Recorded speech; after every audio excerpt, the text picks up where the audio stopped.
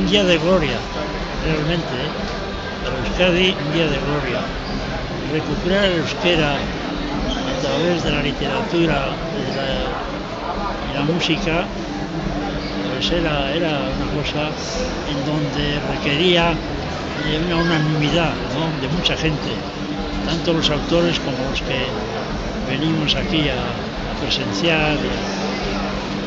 Así que una gran alegría, profunda alegría.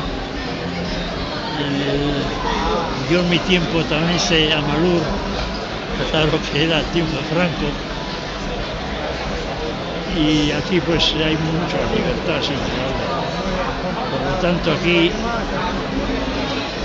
pues es una forma de la nueva Euskadi, y es indudable que lo que aquí se escribe o se canta está ya anunciando el futuro.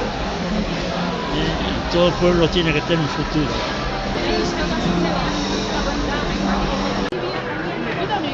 Ella también quiere, ¿eh?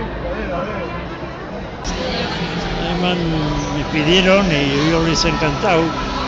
Al principio, pues no sé, estaban un poco despistados.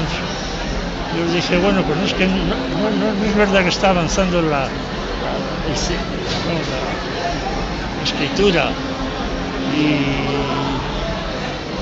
todas las demás ramas de la intelectualidad, pues yo también le quería hacer un cartel más bien como futuro, ¿no? Y al final todo entra. Porque yo suelo decir que no trabajo para los padres, sino para los hijos. Así que a mí me interesa, claro, la actualidad, pero siempre estoy un poco obsesionado por el futuro, ¿no? Entonces esa es mi actitud, y esa es la verdad de este lugar y de esta feria.